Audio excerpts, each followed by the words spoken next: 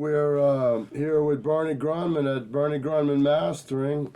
We're going to do this contemporary series from the record label Concord owns Contemporary now, and they've hired me and they've hired Bernie to produce the best sounding contemporary records ever been made, and I think they chose definitely the right mastering engineer. He's also great friends with John Koenig. We're going to talk about what we're fixing to do. It's going to be a great series, man, and we've already been hearing some of the results. And I mean, we can't wait because it's unbelievable, man. And the music is so good, and it was so important to Bernie because that was his first job, and it's his history, you know, and that we can really have some fun doing some great music. So, Bernie, tell me, like maybe what year you came and how you met Lester Koenig. Yeah, well, it's kind of interesting because, you know, as a teenager, I was a real audiophile, as we all are, but I had discovered really good audio before even stereo, actually, because I've been in the business quite a while, and when I was a teenager in Phoenix, of all places, high fidelity sound wasn't a real big issue at the time, but I was interested in music because I listened to all my dad's 78s and so forth. And I was starting to buy some LPs because in the early 50s, LPs came out. But I only had a real, I'd gotten an old jukebox amplifier and so forth, and I had a very simple disc playback system. And I happened to go into I had a little motor scooter when I was 14, and you could get away with it in Phoenix when you were underage. So I stopped by. I was always attracted to anything like that, though. Audio equipment, turntables, you name it. It would catch my eye, and I was riding by this new shop that was called High Fidelity Sound Systems in Phoenix, and I stopped in there because I could see all the speakers, and you know, they used to have kits, and you could build cabinets. And I walked in there, and it's just when the MC30, the Macintosh 30-watt amplifier, came out, and which is a great looking amplifier anyway. It catches your eye. What year do you think that was? It was probably 1953 or 4, maybe 1954, I think, something like that. But anyway, he had a sound. You know, I was looking around, drooling over everything. Probably he saw me, the owner of the shop, and he said, "Hey, you know, let me play you something. You know, do you want to hear anything?" And I said, "Yeah, sure, I'd like to." So he put this record on, and it changed my life. It was like I'd never heard sound like that. I was just shocked at how great it sounded. And so from that day on, that's all I could think about, were things like that. And I bought a little sound system from him eventually, just a mono system, but I had that MC30, Macintosh 30, and a little different preamp and stuff like that, and I had the typical Girard changer. Everybody had that Girard changer at one time. Remember that old? But we never used it as a changer. We used it just as a turntable. But as time went on, I bought I bought recording equipment. I'd go around Phoenix and record bands and various things like that. But and I even, when I was 19, I was a big jazz fan too, and classical music as well, but mainly jazz. It's a beatnik period, you know. And so I was deep into that. And so at a certain point, a friend of mine and I, we opened an after-hours jazz club when I was 19. So, because all the bars closed at 1 o'clock in Phoenix, they're a very conservative city, but people weren't done partying at 1 o'clock. So I put this after-hours jazz club, because I knew all the musicians in town by then, way back in the South Phoenix as well. And so at 1 o'clock, I put this club, small, not big, called Shea Jazz, and I had put it right across the street from one of the most popular bars in Phoenix. And at 1 o'clock, there would be this long line of people that came right across and lined up at my place. And all we served were setups. And so in the morning, we'd clean up around there. We'd have piles of bottles. You know, it was kind of like a fad in a way, because, you know, everybody had heard about these smoke-filled jazz clubs and so forth, and that's what it was. And so they could have, as long as it was a setup, you could stay open after 1? oh yeah, Okay. oh yeah, you could. Now they would come in and check us out, but they could have busted us because people were using their own bottle, but they didn't. They didn't do anything. So anyway, let me speed this up a little bit because it's a long story. But then that kind of floundered, and people just lost interest in it. So I needed to do something, and my family had nothing, you know, no money, nothing. So I went in the Air Force, and I was in electronic countermeasures, working on B-52 bombers and various things like that. And but I decided there that this dream of mine of being a recording engineer was what I was going to do. This was it. And I was playing drums then. I was in a band in the Air Force and so forth, and we played at different clubs and so forth, and for wherever we could work, but just something to do. But I got this old beat-up car that I bought, and then I was way up in northeast Montana next to Canada and North Dakota, and I got in this car, and I decided I'm going to be a recording engineer. I got in that car, I drove straight across to Seattle, visited some relatives, went down to Hollywood, parked my car, walked into Capitol Records. I walked into the head of recording, and I said, okay, what do I have to do? I want to be a recording engineer. I was pretty headstrong then. What year? This was in 1965. Okay, so, and I got out just in time before they escalated the war in Vietnam. They were going to keep me in another couple years, but I got out in time. So anyway, he was very non-committal and so forth, and I said, well, should I finish my degree in electrical engineering? And he said, oh, it might help. So anyway, I went back to Phoenix, living with my mother and enrolling in Arizona State University. And so I thought, I knew the big recordings, I mean the studio in Phoenix, the main one, because I had used them they had a very simple disc cutting system, but I had actually had some records made there and various things. So anyway, I called them up, and I knew the guy that owned it, and I said, look, you know, I really want to get more information. I need to learn more about becoming a recording engineer. And he says, you know, you ought to talk to Roy DuNann. I said, Roy DuNann? I said, he works there? He said, yeah. I said, I'll be right down. Roy DuNann did all of these records on Contemporary. He's living in Phoenix and working at Audio Recorders. And I thought, oh my God. So I went in there, and I went into Floyd Ramsey, the guy that owned the company. And by then it was a pretty big studio, would hold a whole symphony orchestra, but just barely. But I went in there and I said, look, you don't have to pay me. I don't care. I've got to work here. Roy DuNann works here.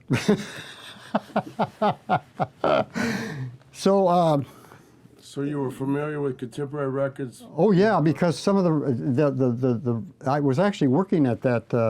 The guy started getting audiophile records at that hi-fi shop that I'd been at, and I bought my first system from. And one of the first records I bought was a Contemporary record, a Barney Kessel record, and I was knocked out by the sound. And then I was buying records all along, and Contemporary was some of the best records I've ever heard. So you were reading the. So I knew everybody that was involved, and so one day after classes and stuff, I would just work there whenever I could get in there. I went in, and Roy DuNann said, you know, Howard Holzer was here over the weekend. I should have told you. And we checked out our cutting systems. They had 2 cutting rooms. But you might, I know you want to get more and more into this, and he said he runs a whole business now making disc cutting systems for anybody who wants to buy just disc cutting systems. because he wasn't working at Contemporary anymore either. They both had worked there. He said he's got this place out in Van Nuys, California. And I said, oh, well, terrific. So I got in my car and I drove there.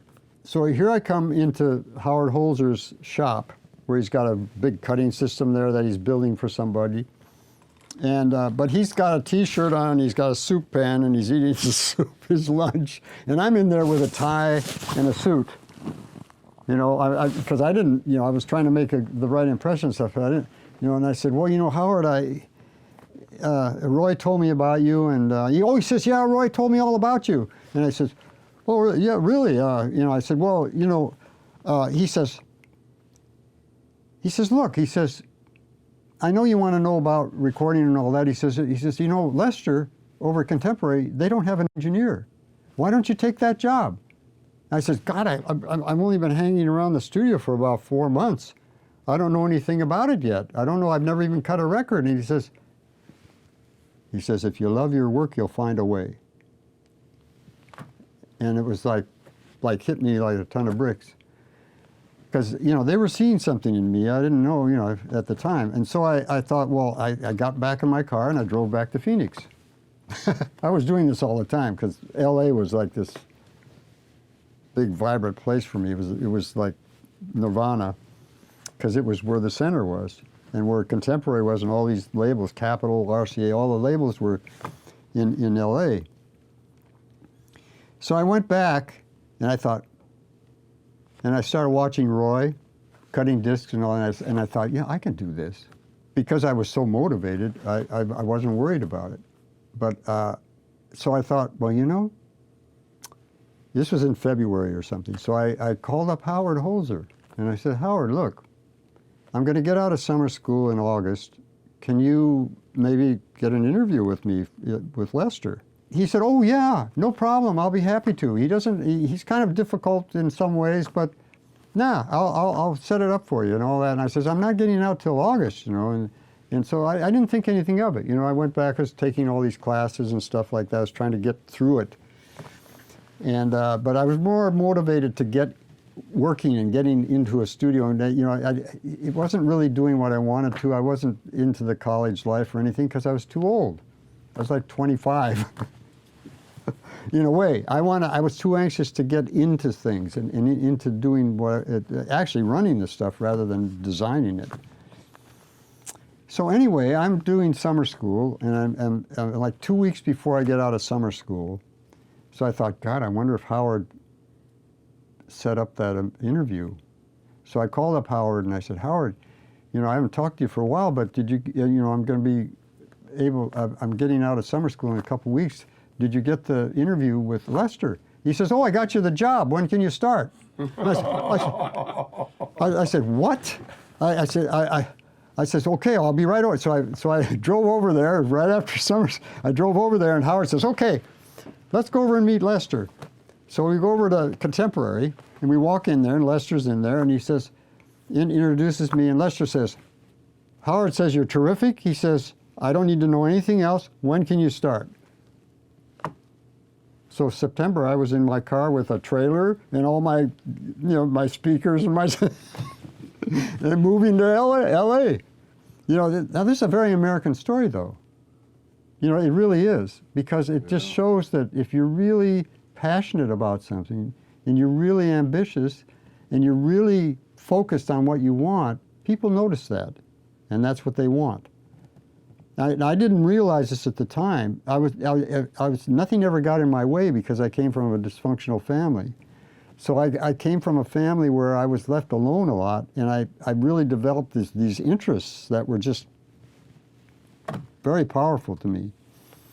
So sure enough, I went to work for Contemporary. So I was there for a couple of years, and within 2 years I was running mastering at A&M Records. So I was building a reputation there, but I was doing remastering, just like this album. I remastered this, you know, because I had to keep the catalog up. So I was primarily doing that. I wasn't doing many new recordings, only a few. But I was keeping up the catalog, so I got to listen to a lot of these great recordings and remaster them, making new parts for the factory. What year you think this was? This was in '66. This was just So were you there when they were doing new recordings as well? I was there only for a couple new recordings. You know, Remember which ones? Prince Lachey and Sonny Simmons. Oh, okay. That was one of the them. Cry. Yeah, I don't know what it was. That what it was called? I don't even remember exactly. Yeah, the Cry. But there was also I did a Firehouse 5+2 Oh, yeah, one thing. Yeah. Dixieland, yeah. I did some Dixieland stuff. I even did some classical stuff there. Oh, but really? because they had the Society for Forgotten Music. Yeah. Do you remember that label? Well, I've seen a They've few never things they've never put it out, but Oh, yeah. but Concord owns it probably. Yeah, they have a Good Time Jazz. And, Well, Good Time Jazz is the main. Yeah, that was the like Kid Ory and all the kind of traditional jazz Good people. stuff. Yeah, traditional jazz. But anyway, So but you know, who taught you to cut? So like. well, I did that when I was those 6 months or so before I went to Hollywood. Oh, really? Before I went to LA, I was working at that studio in Phoenix. In Phoenix. And do you know the interesting thing about it is? The pressing plant in Phoenix was famous throughout the whole country. Wakefield Pressing. Wakefield was up And in who was there? at Wakefield? Well, Gary Sahlstrom. Yeah, Sahlstrom was there. He was behind that as well as RTI and your studio. Right. I mean, right. this talk about experience. And this Yeah. guy's been around and he's always associated with the best pressing plants.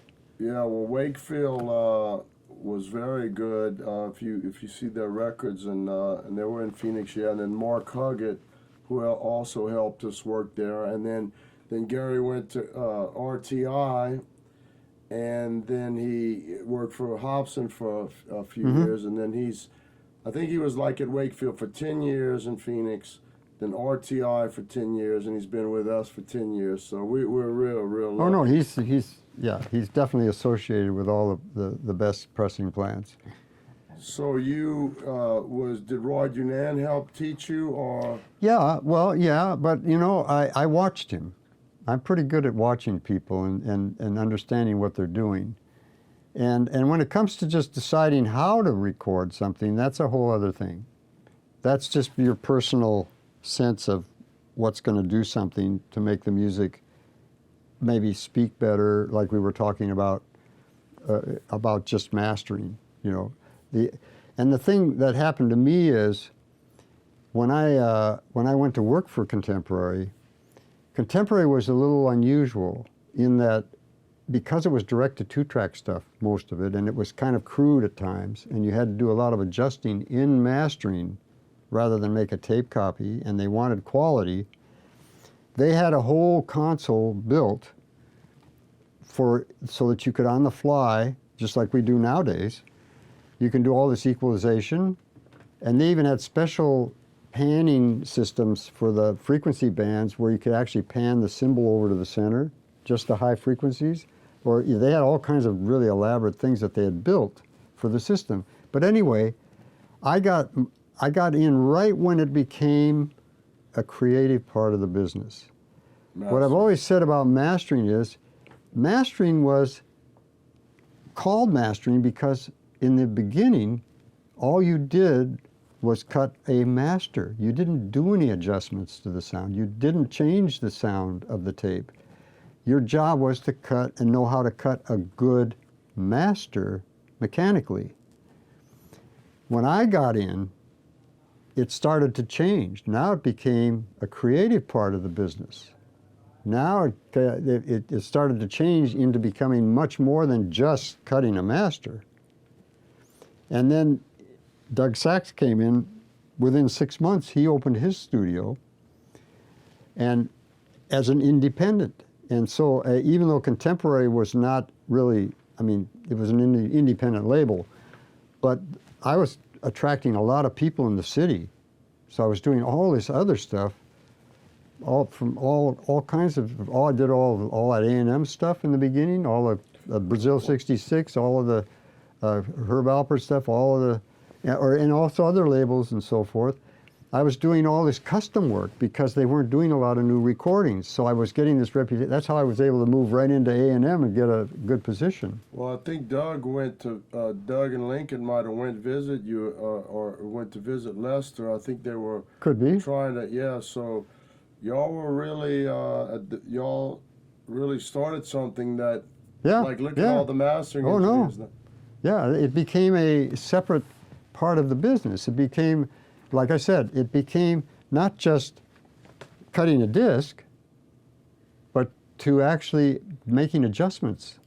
But, so you could explain to everybody, like, what was happening is a label like CBS or Columbia, or they had their own mastering Yeah, engineers. they used to do that, yeah. Right, and so that, like, just like they kind of might have had their own studio, they had their own mastering in a way to save money, but they, and nothing against those guys, I'm sure they were talented, but it was more of 8 to 5, like it wasn't as much of an artist. I think mastering was, yeah, definitely. Now, of course, the mixers, they probably did work odd hours and so forth. But see, in those days, it was more structured in a way. They had a mastering department, and even everything was unionized when I first got in, except that Contemporary was an independent label, so they didn't have to be in the union in a way. They could get away with it. But that started to break down right away too, because now we were starting getting freelance mixers and things like that, and pretty soon I think the only place that stayed unionized was Capitol. It might even still be, but so everything started to change. I got in right on the ground floor of all this, which was kind of helpful for me, of course, because I could be eventually open my own studio. But yeah, what would happen in RCA or Capitol or Columbia, what would happen is if the producer or the artist was listening to his tape or whatever, and they decided that they wanted to add some top end, say, on one of the tunes, they had to go back in the studio and make a copy of that tune with the EQ applied and insert it back in the assembly and then cut it flat. Everything was always cut flat, and they had parameters. Singles were this level, LPs were this level. If they were this length, they were this level. You know, they had more of a rigid structure, and they didn't have the automation that we have now either. So do you think that up until what year, like if we buy a record that was made in 1965, chances are it was like an in-house? It might have been, and then again, yeah, they may have, it might have been all, like some of those back in the 50s especially, those would probably, everything had to be done in the studio. Yeah. So as you, in 65, you started working for Lester. And 66 was 66. When I started to actually, yeah. Okay, and then 67, 68, you and Doug started, you know, it wasn't. Well, in that longer. period, yeah. We were mainly the two guys that were doing all the mastering. And then Elektra, I was doing the Doors stuff and things like that, things for Elektra. And Elektra was Bruce Botnick at Elektra, he was doing a lot of their mixing. They were gonna put in a studio, and he wanted me to put in a mastering room. This is after A&M or during A&M? Well, this was before. Yeah, this was before A&M. Oh, really? Before I went to, yeah, no, this was when I was still at Contemporary. Oh, I was really? mastering the Doors and people like that. At Contemporary? Oh, yeah. Oh, no kidding. Procol Harum, all of these things were being done at Contemporary. Really? Yeah, all of those albums from way back, all of the Scepter records, all the Dionne Warwick records. No kidding. All of that, they were all done by me at Contemporary. Well, you were not putting initials, huh? No. Shoot, I wish you. No, I didn't. Dude, I mean. Yeah, all of that stuff. Brazil '66, all of that. I was doing that at Contemporary. I didn't realize that. Like I said, I was attracting a lot of people and doing a lot of work I was busy all the time. Wow. And so that's why Bruce Botnick approached me and said, "Hey, I'm going to build a mastering studio, and we want you to run our mastering." But then shortly after that, Herb was in, and I was working on maybe a Tijuana Brass or something. I don't know. And I said, Herb, you know, Elektra wants me to open, you know, work, you know, do their mastering department and so forth. I said, you know, I'd rather work for you, because I was doing a lot of A&M work. I was doing almost everything that they were putting out. And the next day, the head of the studio called me up. Said, can you come over? I need to talk to you. Really? Wow, how interesting. Of course, he didn't like that because... Who didn't, her? No, Larry Levine, the guy that was running the studio. Okay. Because he didn't like the Was fact... that Gold Star? Yeah, he was at Gold Star. Okay. But that because they opened their own studio, they hired him to run the studio, because he was behind all the Tijuana brass stuff. Oh. You know, mixing it and so forth. Okay, okay. So anyway, so he hired me. But the thing he didn't like is that I could go over his head, which I did. At a certain point, I decided that, you know, I was bringing in all the money. I was actually, they were losing money in the studio because they had kind of overextended themselves in the amount of people that were working there and all that. And I had this little mastering room and it was making all the money. So I went into Jerry Moss. I was pretty aggressive in those days, but I went into Jerry Moss and I said, look, I think we should separate the departments. I said, you know, I think we ought to separate it, and actually I got a whole percentage of the mastering department. Nice, nice. Because they didn't want to lose me. Yeah. And it's the funniest thing too, because we were doing so much business. We built that whole little facility with 3 mastering rooms. But at a certain point, you know, it was looking pretty obvious that I should probably open my own studio. You know, Alan Sides, that's who wanted me. Yeah? Yeah, because Alan Sides... Was he around then? Yeah, Really? yeah. When it got into that time when I was going to wanted to open my own studio, because he influenced me to do it. Mm-hmm. Because he had, you know, Ocean Way is there, and then next to it was this thing that, Western was the next street over, but they were owned by Putnam. They were owned at that time. Did you know Bill Putnam? Oh yeah, sure. He's the one that I was dealing with, because there was this other smaller storefront next to Ocean Way, and it was like a post-production for film, for optical film and for magnetic film. They had these big things, you know, for film. And Alan's, you know, I got to know Alan, and I was mastering for him over at A&M. And Alan said, hey, man, you gotta open your own studio. And everybody kept saying that, you gotta open your own studio, because a lot of guys were going freelance and all that. And I knew it was getting that time. And besides, it was getting very corporate at A&M. And if I wanted to buy new equipment or whatever, they'd put me through the grinder, you know, like, you sure you need this, and you knew I did this, blah, blah, blah, and I didn't have the flexibility and the freedom that I wanted. And I thought, yeah, well, I would probably, you know, and I'm very cautious about stuff like that. So, but Alan said, hey, I'll get rid of these people, you know, because it'd be a great place to put a mastering room and blah, blah, blah, blah, blah. He wanted me next door to him. And I thought, sounds like a plan, and he's going to help me do this. And so the guy that was the head of the shop at A&M, I made him a partner right away. I said, okay, you're going to be a partner in this. You need to build the first console. And for 3 years, he built the first console. This might even be it. It's been rebuilt and stuff, but he built the first console in his garage over a period of 3 years, because I was not going to move unless I had the tools that I felt I needed. And so my wife supervised a lot of this, because I was working away at A&M. And A&M was so big and isolated that they didn't know what was going on. You know, so I was building this studio. And then, so when I was getting close to finishing the studio, which took, like I said, a long time to reconfigure the whole building, and we got it set up for 2 mastering rooms and all this stuff.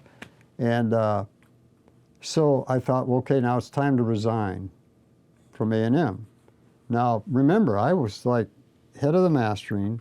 I was getting a pretty good percentage of that studio, and I had a couple other mastering guys working for me, and so I sent Herb my letter of resignation, and of course he called me right over to his office. He says, "Guy, you know, we always think of you as part of the family," and I said, "Yeah, I know." I says, "But I've got this opportunity and blah blah," and of course he understood because they did things like that. Mm-hmm. They went on their own. They. You know, yeah. No, then, and besides, it wasn't their main business. Mm-hmm. And so he said the perfect thing to me. He said, "Well, how long can you stay?" I mean, that's how our relationship was. Right. And then I said, "Well," I said, "maybe about 4 weeks. How's that?" He said, "Well, as long as you can stay." Yeah. So I walked out of A&M on Friday, and I walked into my studio on Monday. Wow. No break in continuity. Dang. And I took all their clients. Well, but they didn't care about those clients. Yeah, I mean, they were making hit records. They were doing, you know, they were in the record business, and they were in the recording and stuff. Right. And yeah, I mean, they were happy for me. And he kept coming to me. He kept coming to me. They kept coming to me. Well, mastering was your main business, and yeah, music was their main business. So you know, it's nice when people support, you know, your dream and what your vision. Well, you know, they could see where I should be going themselves, you know, and they because they did so well. They weren't so fanatic about making money. They were billionaires. Yeah. And they owned half of Hollywood anyway. They owned hotels, and they owned 30 miles of footage in Palmdale or something. I mean, they owned all this stuff. So it really wasn't, you know, we just had a good relationship. No, there's enough to go around, man. So there were, you know, they were fine. You know, everything was just fine. There was no problem. But it was so funny that I was able to just do that, walk out of mine. Well, it was good time and good planning. So, like, do you remember recutting this? Oh yeah. So you know, that was one of them that stood out. Yeah, yeah. I mean, look, not every contemporary album is phenomenal. I mean, but that one, and everybody knows it anyway. You know what I mean? Right. I mean, it's got Philly Joe Jones, Paul Chambers. Yeah, but the recording's so immaculate. You know, it's really extremely well done. Roy DuNann in 1957. Well, you know, it's very funny about Roy DuNann because he's kind of like a country guy in a way. He's like, he's not really a jazz guy. What he and his wife used to go square dancing on the weekend. I didn't even know they had square dancing in L.A. Yeah. But they did in Phoenix. I mean, I used to play in country western bands even, you know, just to play, you know, when I was playing drums. But you figured out where Roy, the best story that I have about Roy is they were looking for him. Stereophile magazine wanted to do. I may have told you this story, but they were looking for Roy DuNann. And they wanted to do an article on him because he did all of these great recordings. And so they called me, and they said, you know, I knew where Roy DuNann was. I'd been up to visit him in Seattle. He was in Seattle. So they called me from Stereophile magazine. They said, everybody says that you know where Roy is, and we want to have an interview with him and have an article on him. And I said, well, he's in Seattle. And they said, well, I'm calling from Seattle. I live in Seattle. I said, yeah. I gave him his phone number, and he went over there and had this interview. Okay, so this thing comes out of Stereophile magazine, and they're talking about contemporary and all of this, and they says, and you did the first Ornette Coleman albums. I mean, what a landmark thing. You know, you did 2 albums at Contemporary. I mean, what did you think? I mean, this was the latest thing that was happening in jazz, and he says, I would have sent him home. That was his comment. It's in print. I would have sent him home. You know that. Well, you know, it was a little far out. No, it's far out. Yeah, but I mean, but that's Roy. Roy was very deadpan, and it didn't matter to him that he said. Well, I mean, you know, you asked me a question. Be ready for an honest answer. Hey, this is an honest answer. Yeah. But Roy, Benno, knew Roy too. He worked Is that for, right? and we actually got Roy the job at head of maintenance at A&M. Really? He ran maintenance there for years. So, And so, but the thing about Roy is, and we all knew this about him, is that he was one of these electronics guys. I mean, he did everything. He was a ham radio operator, and he was known in Hollywood. He ran Capitol, you know. He was the head of recording at Capitol Wow. in the 40s, in the early 50s, And he went until Lester back to took him away. Lester stole him away for Contemporary because he was so good. And Roy was considered to be one of the best mixers in Hollywood. He was a tape editor that could edit classical music, which was extremely hard to do because of the extension of the music and stuff and the ambience and so forth. You have to be real critical on how you cut tape. And he could design the equipment and he could build the equipment. He was of the old school like Bill Putnam. He could do everything. Design it, build it, mix it, master it. He knew all about cutting systems, everything. I mean, and he could look at a circuit and he'd say, and if I was trying to do something, because I was doing the maintenance at Contemporary too, and he would look at a circuit and he would say, well, you know, if the bottom end's a little off on that tape machine, he says, just change the value of this capacitor. He just look at the circuit and he'd know exactly how it worked. You couldn't stump him. You know, the problem with him is, though, he would think of something to do to make it better in some of the tape machines or whatever, and Howard used to get mad at him because he would just solder on a resistor or solder on something on top of another one or something, because they change values then if you put them in parallel or in series or whatever. But anyway, he would, but he wouldn't write it down. yeah. And Howard gets so upset. He said, guys, tick-tock-toeing all this stuff in the circuit and I don't know what it is. You know? Yeah. Some engineers want it documented for good reasons. But so now you did this when you first started, and now we're doing it again for this Contemporary series. Yeah, well, I did it once for you I was on digital. Yeah. And you did 2 CDs. Yeah, that was crazy. We, we're both good friends with John Koenig, and I was working with Doug on some records, and John, boy, you have a memory, man. You have a hell of a Well, I have a copy. I have the You do? copies, Good. and actually I brought them in. Oh, did you? And I never really compared them. Did you this time? Yeah, I did. I listened to Doug's and I listened to mine. Mine's much cleaner. Is it right? Oh, without a doubt. I mean, it's real obvious. His is definitely fuzzier, the whole thing. Well, But I never really listened to it. And but when I gave a seminar with Bruce Swedin in Tokyo, all these Japanese guys were coming by having me sign Really? copies of those. And they said, we like yours, we like yours. And I Really? thought, oh, really? I thought, well, you know, I never really listened to it. Well, you know, John Koenig, I didn't really know all the history, and I'm still learning, okay? But, you know, I was using Doug, and then I met John, and then in 1992, we reissued Way Out West, and then later we did Meets the Rhythm. And John found out we reissued the album, and so we called me and we became friends. And then in 1994, we recorded Jimmy Rogers, and John was always, dude, you got to use Bernie, you got to use Bernie, you got to use Bernie. Bernie actually worked at Contemporary, and he told me the story. So we're going to do the gold CD of Way Out West and Meets the Rhythm section. You know, Sonny Rollins and Those Art are the Pep- two top the ones. two top.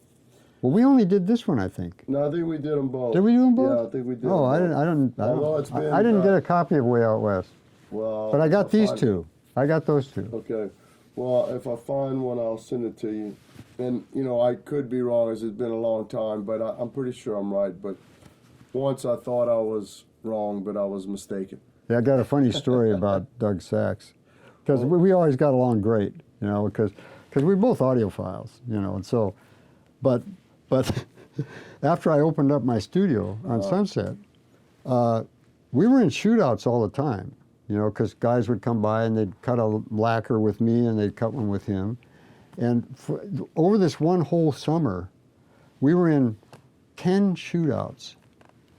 I'm not sure why there were so many, but there weren't that many people cutting discs then, I don't think, either, that were in a competition. And I won the first 9. Whoa. And Doug called me up, and he says, "Hey, you know, we're just trying to make a living over here." That's Doug. And I said, "Oh, well, I didn't think I was doing that much. I just did what I thought was going to work." And so they had worked all weekend on the 10th album, and they beat me. But they had worked all weekend trying to. Man. That it's just a fluky thing, because my system was so good that I could just cut things flat. I didn't have to work on a lot of them, and it would be really clean on the cut. And it just happened to, I just happened to win a lot of shootouts. Sometimes you win. Yeah, well, but it was unusual. I mean, it was unusual. I didn't always win that many, but it was just that what his comment, though, was what was so funny. Oh, no, he was funny. His one-liners and just an interesting guy. Character, definitely a character. So John's like, listen, Chad, Bernie worked for Contemporary. Please start using Bernie. I said, well, I like Doug. Doug's kind of famous. And, Doug's good too. Chad, please use Bernie. So I have this idea. I'm like, you know what? Let's have do them both master it, and we're going to put them both out, and we're just going to see what the consumers say. And I thought, I was naive and I was young, but and it cost me a lot of money to do that, but I thought it was this great idea. And, really nobody... Oh, they weren't as interested as you thought? Yeah, they weren't as interested as I thought. And they both have something. Yeah, right. It's not that it's this, everything's better. It's just that it's just cleaner. It's a trade-off. It's just more... I thought it would be a good idea. I spent the money. It didn't end up being this, wow, let's buy them both and compare. And I don't even remember the reviewers saying, hey, it wasn't as big of a deal as I thought it was. But hey, it was thought of. They weren't that different. Right. They still were basically the same. Yeah, well, you know what? They were both good. And, that's another thing we might ought to talk about is how when contemporaries were recorded in a certain way, y'all had to add, like some of the ambience and explain. All contemporary albums, when they were mastered, they were not recorded with reverb. When they were mastered, that's where the reverb was added. And the reverb was an EMT. I have the plate. I own it. I own the same one. The exact contemporary plate. Oh, man. Well, that's... So anyway, John Kenny gave it to me, along with these amplifiers. He gave me those amplifiers. Well, that's why it's so cool that we're working with you on this whole history. And Lester, he was supervising a lot of this, and he wanted his records done a certain way. Sometimes it would take us 2 days to cut a set of lacquers, because he would be choreographing it, where to raise it here, raise it there, change the mix here, do that. So we were doing all of this adjustment on the fly, and you had to do like 3 or 4 tunes in a row, and if you screwed up the 4th one, you have to start over again. And sometimes it would take us all day and maybe into the next day to cut a set of lacquers to go to the plant. So, but his philosophy was that he didn't necessarily, now this didn't bear out with everything, but for most of the albums, he didn't want to draw attention to the fact that it was like something artificial. Like he just was looking for some ambience, just to create a little bit of an environment. And so he would raise it, we'd raise it, the reverb, until you would start to notice it, and then we'd pull back. So it was affecting it, but you weren't aware of it so much. And that's what he was trying to do, be subtle about it. So he recorded it knowing that later y'all were going to do that. Oh, yeah. So, that's very unique, like a lot of people. Yeah, no, you couldn't put reverb on in the studio. It had to be put on in the mastering room. That's the only place it was. That's where the controls were, that's where everything was. Right, but I mean, if we just sent this to any old another mastering engineer that didn't know Well, they might not. Yeah, it might be very dry. Right, they might not know that. So I mean, you were there. You knew what they. Oh, I did. knew what they did, Right, you and knew that's what I'm doing. No, I know, and that's why this is so important. That like it, not only you get to relive some of your history, you're part of the history. Yeah. These are your babies, kind of, and you were there, and you know what their intention. You knew Howard Holzer. You Oh, knew yeah. Roy Oh, DuNann. no. You were there. You knew Lester Koenig. You worked for these people, and so you're able to remember what they did, and you're the natural choice. Yeah, no, absolutely. And you got the EMT. and that they it was used, it, and the it, amplifier. it was perfect. It was perfect working at Contemporary because I wasn't working for a company that I was being shifted around in a lot of things. Lester was supervising a lot of this, and I learned a lot in a very short time because he really knew what he wanted to do and how to manipulate sound. Because like if you had, because those things are fairly binaural, those recordings. But if you had like a trumpet that came in, and say the bass was over to the right, and the trumpet was coming in, but the trumpet wasn't loud enough, but you can't just turn up the right channel because the bass will come up too. So we would do a combination things. We'd raise the level and lower the EQ on the bass so that the bass would stay where it is, and the trumpet would come out then. But we had to do it at the right time when we were mastering. During the mastering, in computers you can do this stuff easy. How many hands did you have? Well, it was both of us were working on it sometimes, but we had to choreograph it. but that way you can maintain the quality. You're coming right from the original still, but you're doing these little adjustments to get the mix better. Well, that's why. I mean, this all. And you ought to see my notes on some of these things. They're Well, you know, ridiculous. That's why it's all coming together. I'm my own worst enemy. Yeah, I mean, Because like, nowadays most people would put it in a computer and do all those adjustments in the computer, but it wouldn't sound as good. yeah, just holding these master tapes like this is, from 1957, and now this sort of tape, it held up good, right? Well, a lot of Is it these, Scotch? yeah, this is 111. 111. That's important. That's very good tape, and Yeah. it did hold up. And back then, stereo tape machines came out before stereo records. So some of these things were done in stereo before they could even release them in stereo. Well, But they knew it was coming, and so they would record them in stereo and then combine the channels. That's why they're almost binaural. So when you combine it, it still works. But they even coined the name stereo records. Well, they changed it from Contemporary then to stereo records. Yeah, when in '58 when Right. stereo records started coming out. Do you know that they built the first stereo disc cutting system on the West Coast? Really? Roy and Howard. I wonder if they. They made that head work, because that head was developed by Westrex. And it's the whole concept of it, but they hadn't made it work yet. But they had built it, and so they got a hold of one and they made it work. Wow. And the interesting thing about this cutter head, and that's what these are Westrex style. This is a Heiko head, but it's a copy. Mm-hmm. It just looks different. The thing is, then Neumann made the same design. Mm-hmm. It's called the 45 degree that's fed by 45 degree rods. Was Westrex American company? Yeah, that's an American, but it was designed by a German guy, Otto Hepp. The guy that designed the Westrex head was a guy named Otto Hepp. And he repaired them for years after that. He was the repair guy. But they had decided when they figured this out and built this head, they thought, God, we've got it. We've got to patent this thing, because this is going to revolutionize the whole industry. And so they applied for a patent. Some German guy in the 30s had thought of it and patented it. No kidding, huh?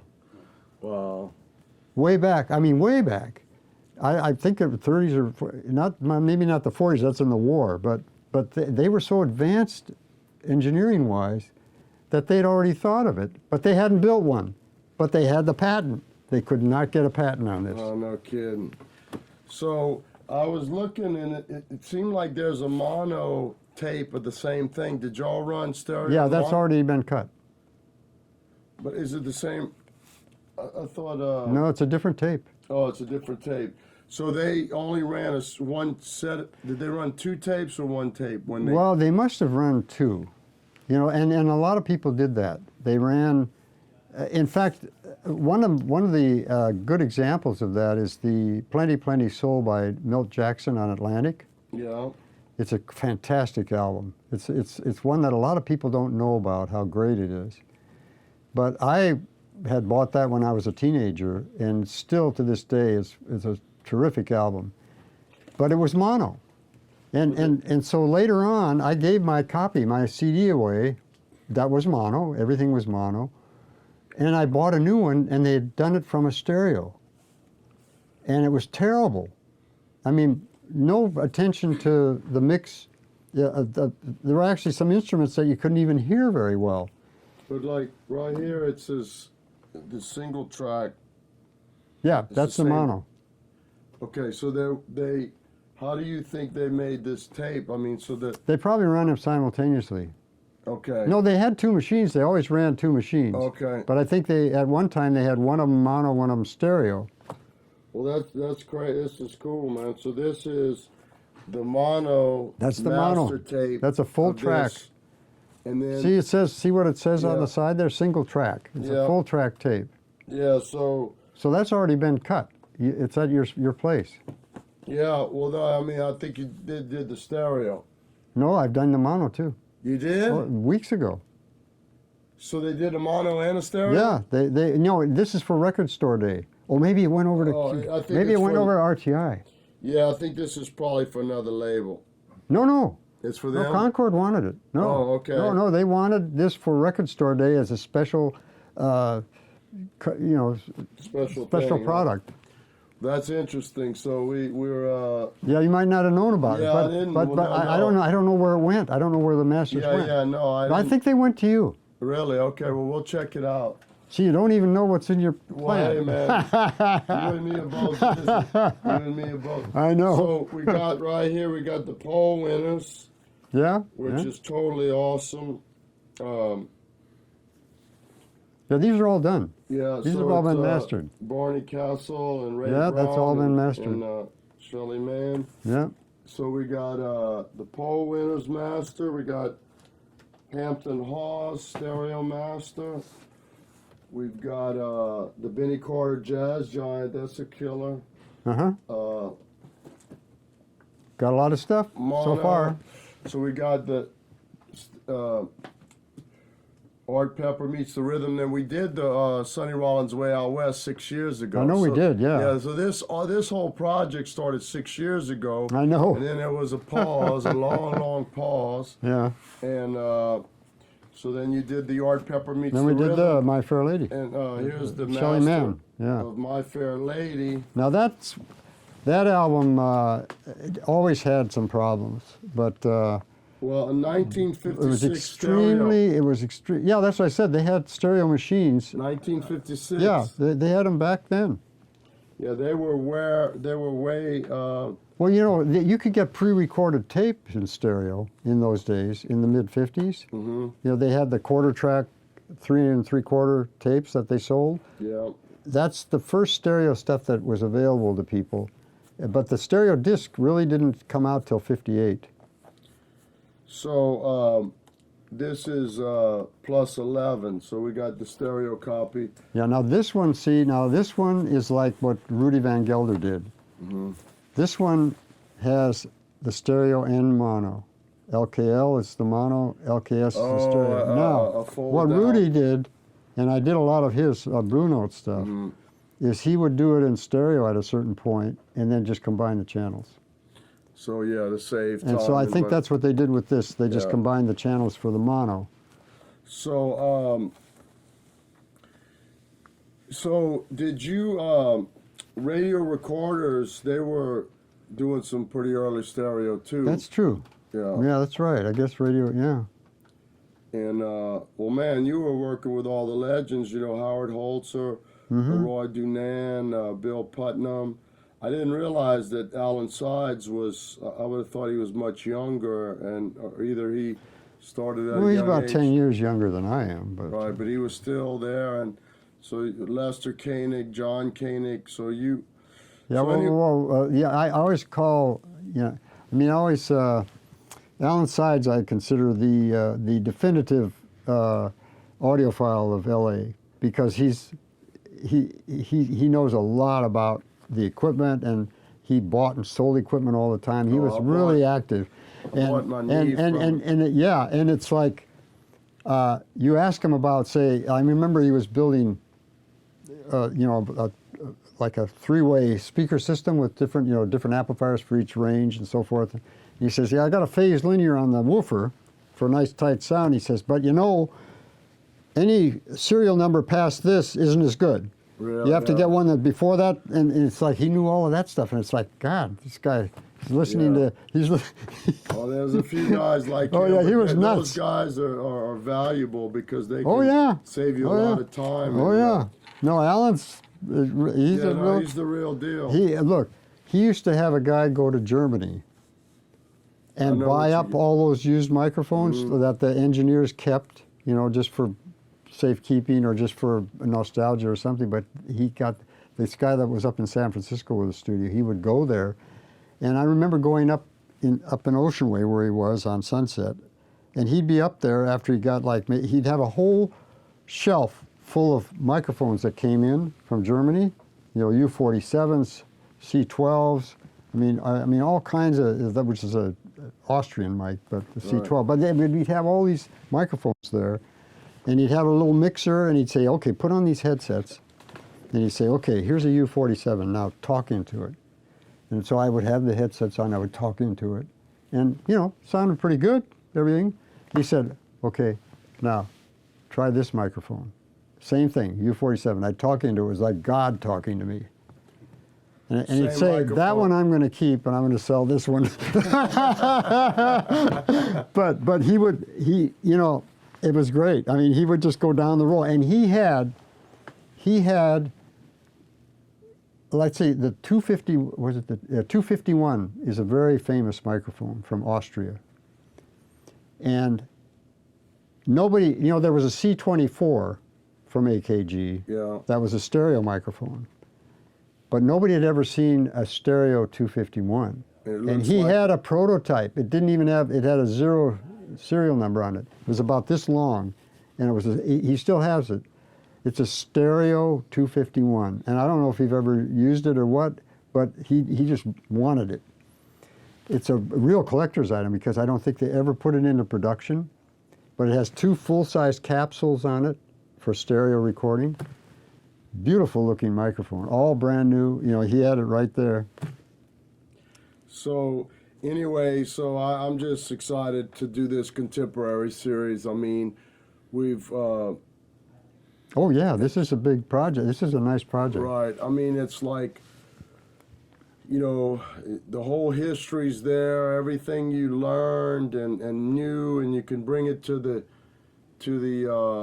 table and use all your knowledge, use the same original EMT plate that y'all use, some of the amplifiers, your knowledge, and then you can, the memories, and John Koenig's involved, and I don't know how we could do any better than that.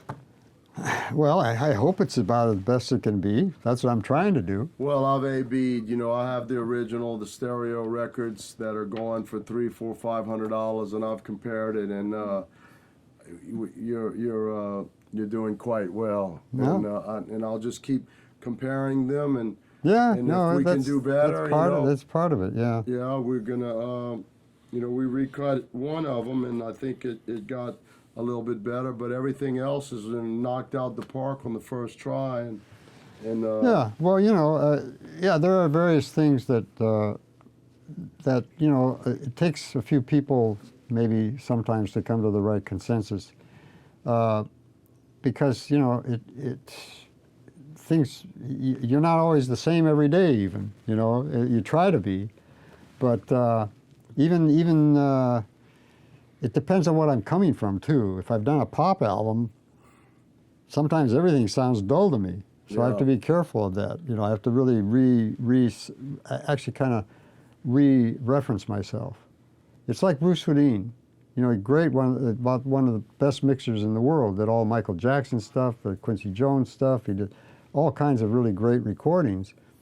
But when he would come in to master, he never just put it on and listen to it. He'd say, I want to listen to some of Thriller first on your monitors and reference myself to what Thriller sounds like, because he knew that was good. It's proven everywhere it's played. At one time, and I was going to do a series of 25. Or 25, yeah. Okay.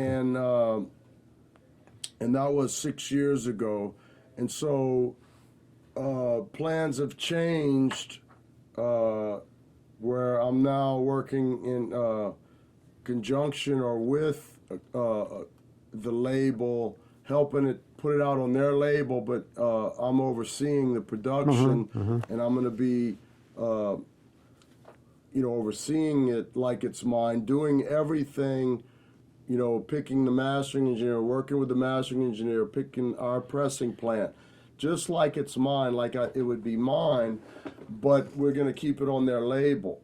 And so I was going to do a series of 25, and I showed them the list of 25, and they didn't commit to 25, but they're going to do like one a month. They're just, yeah. Right, and they picked mostly so far, or ones that I picked, although I think they picked one or two that I didn't pick. It's a collaborative thing that we're working together on what titles we're going to pick. Okay. And they want me to oversee it, and it's just going to be under their label. So I'm not sure if they're going to, the answer is I'm not sure if they're going to do all 25, and if they're going to be the exact 25, but they're probably going to do, hey, they're going to be successful. So yeah, no, they will. Yeah. And it's funny about contemporary, too, because I listen to a lot of things that people have never really listened to in the remastering process and so forth. But, I mean, there are some recordings that are pretty phenomenal, but they wouldn't probably sell. Like the Banjo Kings. There you go. Did you ever hear that? No, I didn't. It's Good incredible. Time Jazz or yeah, that's Good Time Jazz, but